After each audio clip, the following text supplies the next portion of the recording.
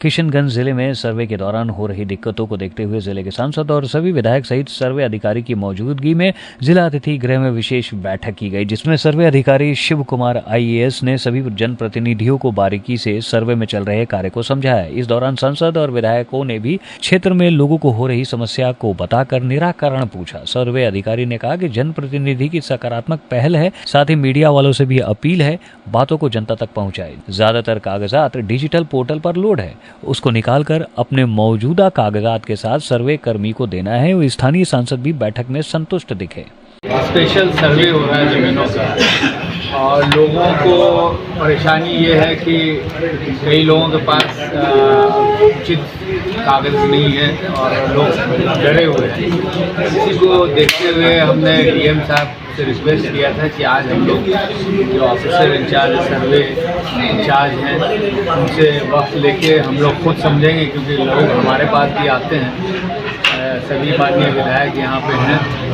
हम लोग ने इनका प्रेजेंटेशन सुना और जो कुछ सवालें थे वो भी हम लोग ने रखी और आवाम ने भी रखी। हम लोग का मंशा ये है कि लोगों को परेशानी कम से कम, जैसा बताया गया कि हम लोग कंप्यूटर के माध्यम से बगैर ऑफिस जाए हुए कहीं से भी अपना कागजात अपलोड कर सकते हैं और अपने कागजात निकाल भी सकते हैं। तो ये एक बहुत बड़ा क्लियरिटी आया। और दूसरा, जो लोग कंप्यूटर के बारे में उतना नहीं जानते वो ब्लॉक ऑफिस में जो CO के ऑफिस है वहाँ से अपना कागज सबमिट कर सकते हैं और वो भी जो रिपोर्ट है वहाँ से उनको मिल सकती है। तो ये सब बातें हुई, चर्चा हुई और आप लोगों ने भी सुना।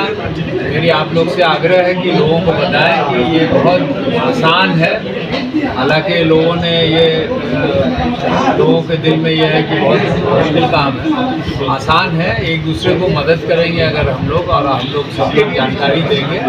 अफसर जो हैं वो चाहते हैं कि बहुत इत्मीनान से लोगों का काम हो जाए, क्योंकि पूरे बिहार के बारे में तो नहीं कह सकता मैं, लेकिन किशनगंज में 90% से ज़्यादा जितने भी प्रॉब्लम होते हैं वो ज़मीन को लेके ही होते हैं। उसी में झूठे केस भी हो जाते हैं, मारपीट भी हो जाती है। तो ये जब कंप्लीट हो जाएगा तो हम लोगों के लिए बहुत हालात बेहतर होंगे। तो एक बहुत अच्छा पहल रहा है अफसरों के तरफ से भी, और खास करके जो हमारे डिस्ट्रिक्ट सर्वे ऑफिसर हैं उन्होंने जो क्लियरिटी से हम लोग को जानकारी दी, उससे हमारे लोगों को फ़ायदा होगा। और हमने रिक्वेस्ट ये भी किया है कि इसमें कैंप लगाएं। जानकारी के लिए मैं बताना चाहता हूँ कि सरकार की तरफ से, इनकी तरफ से हर 4 गाँव एक अमीन को नियुक्त किया गया। सर्वे के दौरान कई समस्या आ रही है, विधायक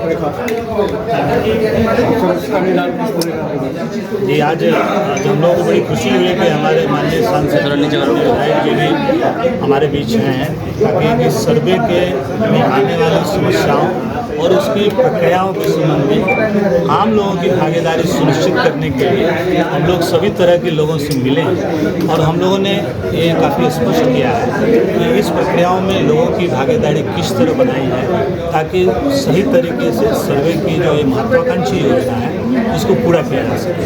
इसी क्रम में आज हम सभी लोग यहाँ बैठे हैं और इसको गहन विचार विमर्श सर शहर में सर सिकनी कायमी का विवाद है, उसको कैसे दूर किया जाएगा सर? सिकमी और कायमी के बारे में बड़ा स्पष्ट है कि सिकमी जमीन जो जिनका नाम दर्ज है वो हमारे यहाँ धारा 48D के तहत जिनको रैयती राइट घोषित कर दिया गया है वो उनके नाम पर हम लोग खाता खोलेंगे, लेकिन जिनके नाम अभी भी मात्र सिकमीदार के रूप में हैं तो उन्हें तो उसके तहत जाना होगा, नहीं तो फिर जैसा नाम दर्ज है वैसा हम लोग दर्ज करेंगे। सर, कई भाइयों का विवाद आएगा और तो उसको लेकर फिर कैसे देखते हैं जो कोर्ट में मामला लंबित है? देखिए, इसमें 2 बातें आपने कही कि एक जो आपस के भाइयों का विवाद है, अगर वो अपने से सुलह कर लेते हैं, सभी सहमत हो जाते हैं तो हम लोग उस सहमति के आधार पर सर्वे कर लेते हैं। लेकिन अगर मामला न्यायालय में है तब तो न्यायालय के आदेश की प्रतीक्षा हम लोगों को भी करनी होती है कि किसी भी ज़मीन पर जो मामले न्यायालय में लंबित हैं उसमें हम किसी के नाम पर दर्ज नहीं करते हैं, बल्कि उसको न्यायालय में विवादित होने का दर्ज करके आगे बढ़ते हैं। तो वो पहले ही के नाम पर आ जाता है, किसी नए के नाम पर नहीं डालते हैं। और जो न्यायालय का निर्णय होगा उसके हिसाब से फिर आगे भी सर्वे के बाद भी ज़मीन के म्यूटेशन होंगे, सर्वे के बाद भी बंटवारे होंगे, सर्वे के बाद भी उनके टाइटल में चेंज होगा।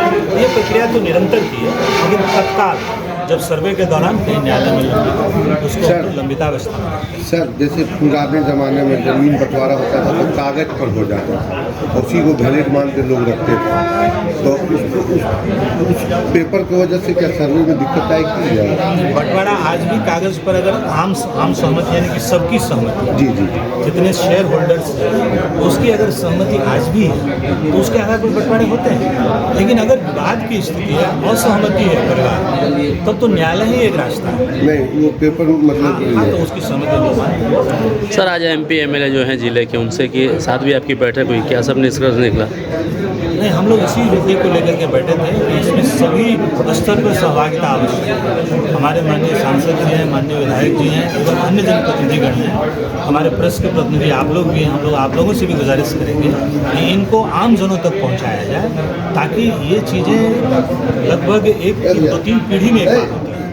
यही चीज़ हम लोग करीब 75 साल बाद करते हैं। तो इतने लंबे अंतराल पर जो ज़मीनों का अपडेशन होना है, जो कि बिहार के लिए बड़ी महसूस की जा रही है, क्योंकि रिकॉर्ड पुराने हो गए थे। रिकॉर्ड का अपडेशन होना, सबको दिखना, ट्रांसपेरेंट होना कि कोई कहीं से किसी की भी ज़मीन का वर्तमान स्थिति क्या है वो देख सके, इसके तरफ ये बहुत बड़ा प्रयास है।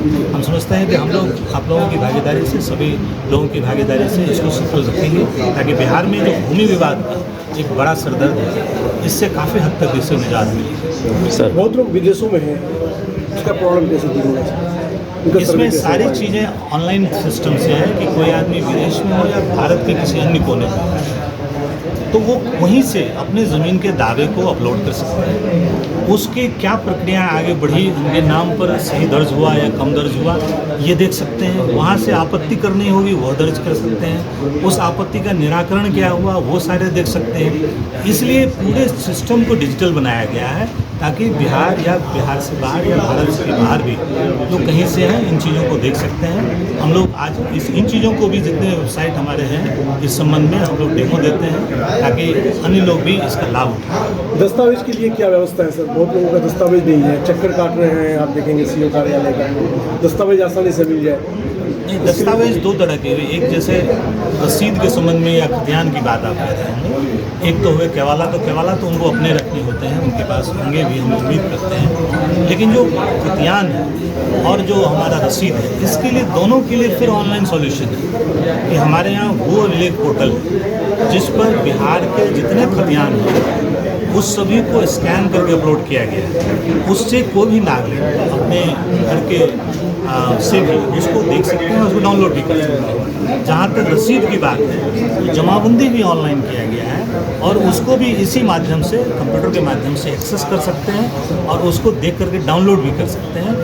वही दस्तावेज उनके लिए काम करेगा। अगर उसमें कोई त्रुटि है, ऐसा पाया जाता है खासकर जमाबंदी में कि उसमें खाता या खेसरा या रकबा में कुछ त्रुटि रह सकती है, ऐसे त्रुटि के लिए तो परिमार्जन प्लस हमारा जो राजस्व एवं सुधार विभाग ने इसको लॉन्च किया है और पुनः शक्ति अंचल अधिकारी को दे दी गई कि इस तरह की त्रुटियों को साक्ष्य के आधार पर आप ठीक करें, वो ठीक करने के भी प्रावधान इसमें है। शहर का रजिस्टर्ड टू गायब है, बहुत ऐसा दस्तावेज है सर जो नहीं मिल रहा है, बहुत ऐसा दस्तावेज गायब है, आवेदन करने पर भी नहीं मिल रहा है। रजिस्टर्ड 2 को तो ऑनलाइन किया गया है। रजिस्टर्ड 2 जो पहले डिजिटल फॉर्म में नहीं था, मैनुअल था, उसके कई पन्ने फट जाते थे, ऐसी बात पहले देखने को मिलती थी।